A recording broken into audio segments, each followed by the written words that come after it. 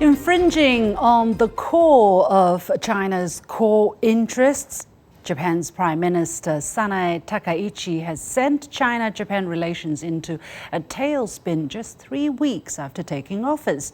On November the 7th, during a parliamentary debate, she said that the Chinese mainland's quote-unquote use of force on Taiwan could constitute a so-called survival-threatening situation for Japan, implying the possibility of Japan's armed intervention in the Taiwan Straits. This has sparked a wave of unprecedented reactions from China, including stern diplomatic protests to live-fire drills at sea. And the situation shows no sign of easing, as Takaichi has so far refused to retract her remarks. Exactly what did she say? Why is China so angry this time? Has China overreacted, as some suggest? Welcome to The Point, an opinion show coming to you live from Beijing. I'm Li Xin. I'm pleased to be joined from Brisbane, Australia by Warwick Powell, adjunct professor at Queensland University of Technology. From Beijing by Liu Xiang, research fellow of the Institute of American Studies at the Chinese Academy of Social Sciences, and also from Beijing by Ina Tangen, senior fellow at the Center for International Governance Innovation. Gentlemen, welcome to The Point. So before we go into the discussion, here is a very quick timeline of the official interactions that have happened so far. On November the 7th, Sanae Takaichi made the remarks implying Japan's possibility of armed intervention in the Taiwan Straits. On November the 10th, when questioned by opposition, she refused to retract her remarks, saying it is in line with Japan's conventional position. On the same day, China's Ministry of Foreign Affairs urged Japan to immediately stop interfering in China's internal affairs, stop making provocations and crossing the line. On November the 13th, China's Vice Foreign Minister Sun Weidong summoned the Japanese ambassador to China, Kenji Kanasuki. On November the 14th, China's Ministry of National Defense issued stern warning against Japan. China's ambassador to Japan, Wu Jianghao, met Japan's Vice Minister for Foreign Affairs, Takehiro Funakoshi, to lodge solemn representations and a formal protest. China has advised its citizens to refrain from visiting Japan for the time being, and for students to carefully reconsider studying in Japan, citing security concerns. A China Coast Guard fleet patrolled the territorial waters of the Diaoyutai Islands in the East China Sea, and live-fire exercises are being conducted in the Yellow Sea this week. So let's look at exactly what was said by the Japanese Prime Minister on November the 7th. And I'm going to Mr. Liu Xiang. The official reports goes like this, that she told a Diet meeting that the Chinese mainland's quote-unquote use of force on Taiwan could constitute a survival-threatening situation for Japan, in which Japan's self-defense forces could exercise the right of collective self-defense. What exactly did she mean? Oh, well, it means that the Japanese Prime Minister has an evil intention towards China. First of all, we know that the survival-threatening situation was a concept formulated 10 years ago, but that time it didn't mean to China. It didn't relate it. It was not directly related to China. And now Prime Minister Takaichi directly related the Taiwan Strait situation with this survival-threatening situation. It means that the current Takaichi government has an intention to interfere or even take military actions against China if they see something happens in the Taiwan Strait. So this is a very dangerous and unprecedented situation for the China-Japan relations. And it's understandable that China take a very strong position against Prime Minister Takaichi. Well, it has to be said that, we had an extremely terrible memory of what happened to the Chinese people by Japanese imperialistic aggressors or militarist aggressors during the Second World War. And that memory is still very much alive in the minds of Chinese people all over the country and all over the world. So that is the historical undertone of all that's been unfolding. Warwick, let me come to you. We understand that similar comments actually were made in the past by Japanese politicians. For instance, in December 2021, former Prime Minister Shinzo Abe said for the first time that a Taiwan emergency is a Japanese emergency and therefore an emergency for Japan-US alliance. But what set Takaichi's remarks apart this time? Look, I think they were a little bit more pointed, Lucian, and clearly pointed by referencing this idea of it being a survival question, invoking the possibilities of mobilising the Japanese army. We're clearly seeing signs that Japanese militarisation and Japanese militarism, which had long been kept under wraps ever since the Japanese defeat in the Second World War, is starting to gain some momentum domestically. Let's not forget that the Prime Minister comes from the nationalistic right-wing side of the political spectrum, and these remarks, no doubt, are aimed at shoring up support domestically. Given that, let's not forget, she's only come to office through internal party machinations, and really needs to consolidate a position, particularly after what has been actually, frankly, an embarrassing episode of grovelling to the United States that she's engaged in recent times. So, I think that there's a lot going on here, but basically, she pushed the militaristic button and has overstepped the mark. Well, in answering questions about whether or not, she made these comments appropriately, she cited that these remarks were in line with the conventional stance of the Japanese government. Aina, what is Japan's stance when it comes to Taiwan, when it comes to the People's Republic of China? Because there is a joint statement that serves as the cornerstone of bilateral diplomatic ties between the two countries that were issued in September 1972, which says the government of Japan recognizes that the government of the People's Republic of China as the sole legal government of China. The government of the People's Republic of China reiterates that Taiwan is an inalienable part of the territory of the People's Republic of China, and the government of Japan fully understands and respects the stance of the PRC. So basically, what she's saying is that if there is something that happens in between China, the mainland and Taiwan, Japan has a right to interfere. But this is clearly not the position, spelled out in the statement that I just read out. Aina. Oh, absolutely, Lucian. You have a situation here where, we're paying attention to, this as if it is a policy decision. It really isn't. She's looking ahead. There's 3 years of economic turmoil, especially with Donald Trump at the helm in the U.S. She doesn't have a real economic plan. If you start looking at it, it's avionics light. She likes the idea of spending a lot of money, but instead of having structural reforms, as he put, and was not able to do, she's just simply saying that the state needs to take more control. Ironically,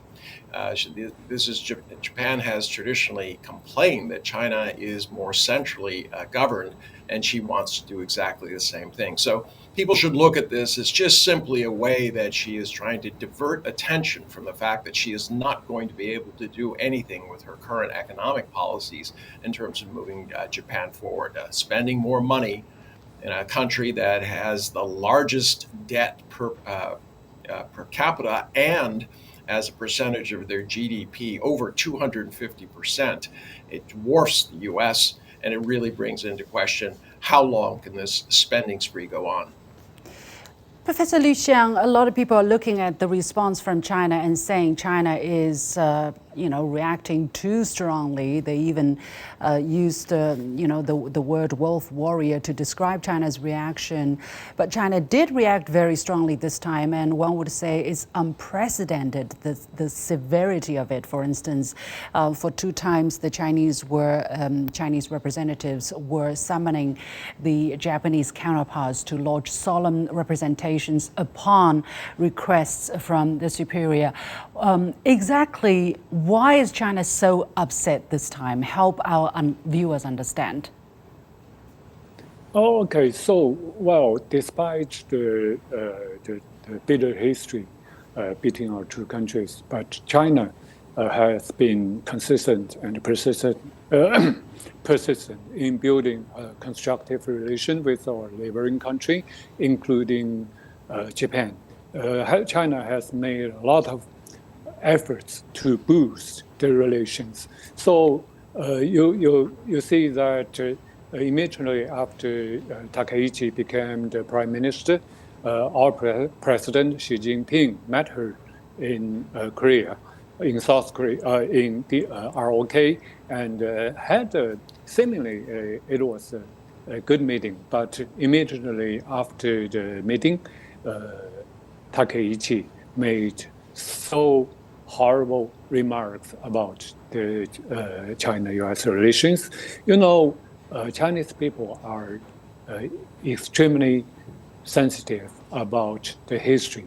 We know the Japanese militarism was so horrible to all Asian neighboring countries, but we have to understand that we are angry. Sure, we are angry, but we are not motivated by the anger. Now we are dealing with the whole situation with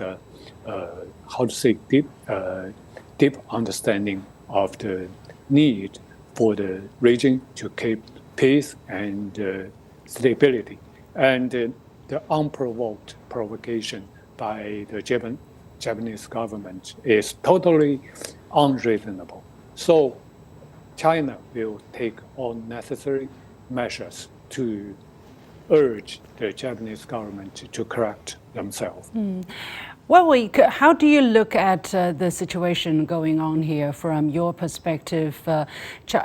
She said, these extremely dangerous remarks, in the words of the Chinese Ministry of Foreign Affairs. China reacted strongly, but then she insisted that she's not going to retract it.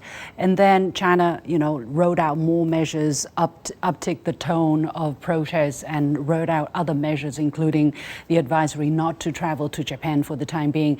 But from your perspective, exactly what set off the Chinese so much? It was the implied message that there is not one China as far as Japan's concerned, because if there was one China, then this is not a question of Japanese survival.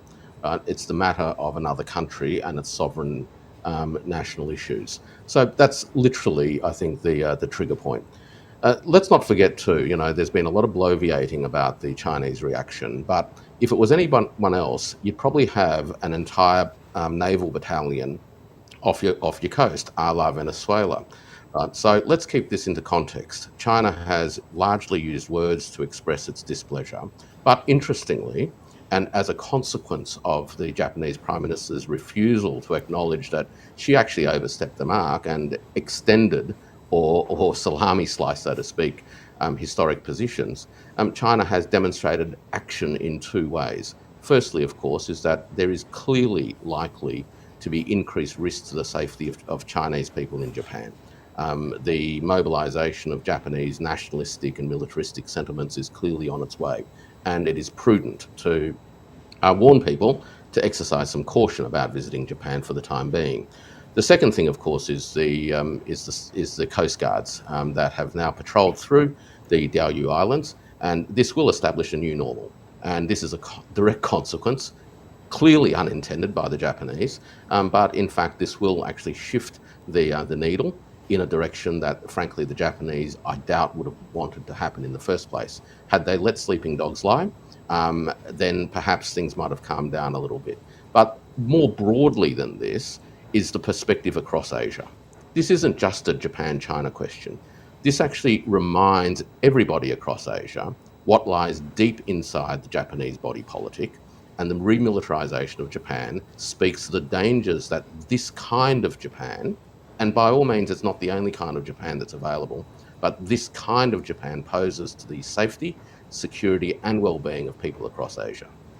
Yeah, this is quite confusing because one of the guests mentioned the meeting between Takaichi and Chinese President Xi on the sidelines of APEC. During that meeting, she said Japan is going to respect the 1972 joint statement when it comes to Taiwan, but she turns around and meet a high-level advisor to the leader, the regional leader in Taiwan, and on a social media tweet, she posted the picture, the meeting, and she called this person an advisor to the president, meaning Taiwan is a different country. So already after that event, days after she met Chinese President Xi Jinping, China already lodged a very strong protest against what she said when it comes to Taiwan. Aina, I want to come to you.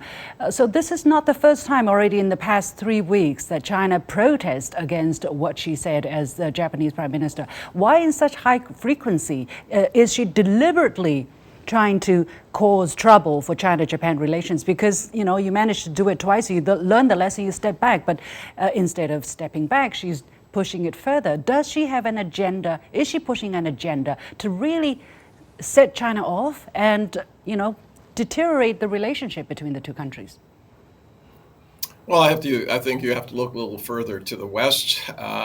She is doing the bidding of the United States. Donald Trump was but not even when the United completely States, satisfied. but even when President Trump, when he was asked whether the U.S. will come to Taiwan's support or aid if there is a military conflict in the Straits, President Trump was keeping it vague. And she stepped up. Yeah, she he was jumped keeping out. it vague, but then you had his people asking Australia, the Philippines, etc., whether they would come to the aid of Taiwan. So you have a pattern here where Donald Trump will come in, for instance, with Modi. He wished Modi a happy birthday, and then the next day he asked Europe to put 100% tariffs on India.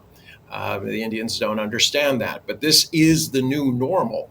And that is, you have populist politicians who push this idea that they can roil things up and somehow that will be to their advantage. As I said, people are seeing this as a policy move. It is not. She has been a long-term advocate of revising history. She said so openly. She doesn't believe all these numbers that are out there, especially Nanjing, etc. She says they need to be revised lower. She's a denier. She believes that Japan's only sin was to lose the war. She doesn't acknowledge that this was a fascist war. And unfortunately, 80 years after we thought that this kind of fascism was dead, you see parts of it resurrecting itself in the kind of rhetoric that you see coming from Japan. And as I said, please do not see this as policy. This is simply her trying to popularize her positions. You can look at her history. I mean, this is a woman who ran against the LDP, her current party, and then a few weeks after being elected in opposition, she switched over to the LDP. Yeah. She said that she would resign if a particular paper had said was true. She didn't resign after it was revealed that it was. This is a populist politician. She's never really run anything. She's just there to push these ideas, be in power. Well, the thing is, I understand. I understand all of that. But the thing is, if you clearly say something that's unprecedented and that has sparked such a strong reaction from one of your close neighbors, which she pledged, to have a stable relationship just days earlier, what's wrong with just coming out and say it was a reckless remark? I shouldn't have said it. Well, why? No, you don't understand. This is her strategy. She was trying to roil the situation on behalf of the United States to show her fealty to them. She wants to. Her long-term end Okay. is to resurrect Japan as a military power. All right, to I quote get your normal. point. I get your point. Professor Liu, yeah, do you agree that she's doing this on purpose to curry favor, probably, to the United States? Or was this a slip of tongue that she could have retracted, but because of whatever reason, she's not doing that and, not accepting that she made a mistaken remarks? If we look back at her behaviors and the remarks in the past, compare that to the current remarks, we can conclude that she is intentional in making the Taiwan-related remarks. Actually, by hyping the concept of survival threatening situation, he is aiming at creating existential crisis for Japan and the Japanese people, because she thinks that she could get some personal gains in such a crisis situation. So now it's her intention to create a crisis, and we have to be very alert, keep alert in the current situation, and we have to watch closely what direction Japan was led to. What I do not understand is, she before being elected prime minister, she was a government minister before, and just this year, on August the 15th, which was the day of celebrating Japan's unconditional surrender for those who suffered under such aggression. That was the historic anniversary. But on that day, she visited the Yatsukuni Shrine, a notorious place where Japanese war criminals, Class A war criminals, were worshipped. Why did she do that? Does that explain what she's saying now and where she may be going down from now on in terms of policy? Professor Liu. So we looking at her visit to the shrine, we can be more clear that her intention is to be a successor of the Japanese militarism. So this is a danger. We have to be highly alert about her intention to create crisis. When she says something about the survival threatening situation, I'm afraid he is making a self-fulfilling prophecy for Japan and the Japanese people. Her visit to the shrine housing the Class A criminals is a symbol that she is the successor to that lingering ghost. Warwick, it doesn't stop there. For instance, just days earlier, while all of this was happening, she was also her government also talked about potentially reinstating some of the ranks that were used in the military in the pre-war time of Japan, which sends a terrible chill down the spine for all the people who have suffered under that terrible period of history, Warwick. Why would she do that? Why does she not have any sensitivity towards the potential ramifications such actions would have on people in the region? These are clearly deeply held beliefs, right? I mean, you've just got to understand the political character that we're dealing with here. These aren't sort of conscious choices weighing up the pros and cons of, particular utterances and how others may or may not react. What she is doing is actually articulating perspectives that she's held for a very, very long time. And these are perspectives that are fundamentally neo-fascist in nature. She's trying to reconstruct a militarized Japan in the 21st century, drawing on the militaristic history of Japan that was defeated in the Second World War. Defeated, I might add, by and large, through the efforts of people across Southeast Asia, through the sacrifices of people in China, and also by people in the Soviet Union.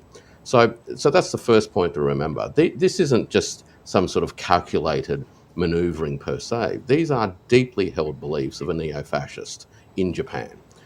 The second thing to remember about all of this is that this is what proxies do. Right? So not only do you have somebody who is actually speaking, I think, her own mind, she is actually speaking in a way that aligns with the imperatives of American proxies. It's not the first time we've seen this in recent years, This is actually the behavior of proxies in other parts of the world that do the United States bidding, right, to test and push the boundaries, to niggle at countries that the United States sees as adversaries in the hopes of somehow currying favour.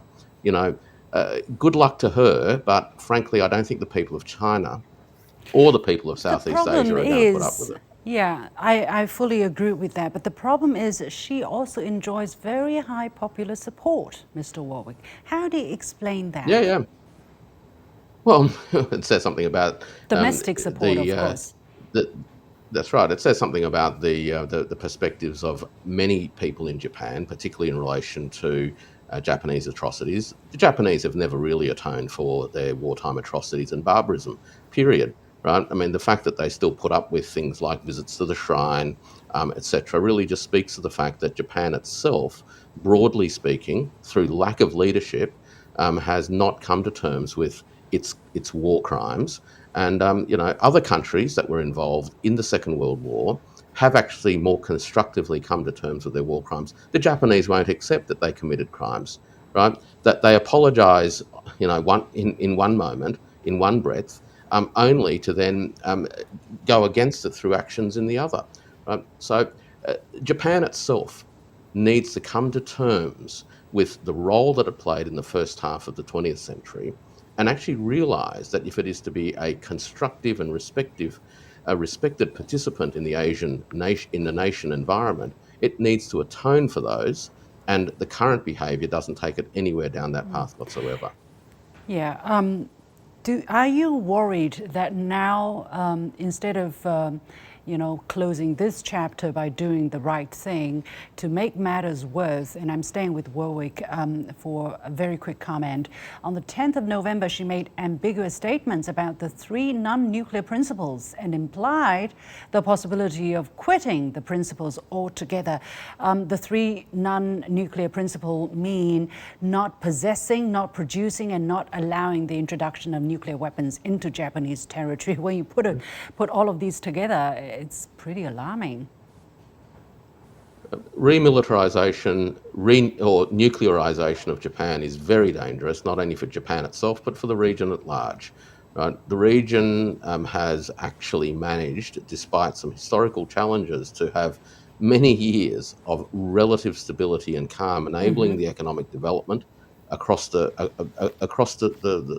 entirety of the place.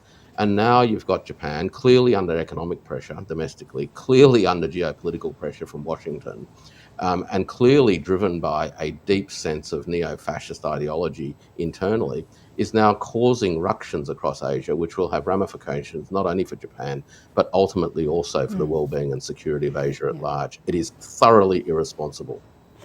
Well, we're going to wait and see how the Japanese government own up to the words and the irresponsible remarks, and how they're going to own up to it. But China will not let up in terms of demanding the right action on the side of the Japanese. We'll leave it there. Many thanks to my guests, Liu Xiang, Warwick Powell, and Ina Tangen. Thank you so much for the discussion.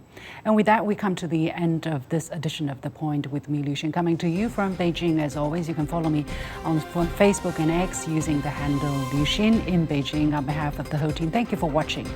You've got The Point.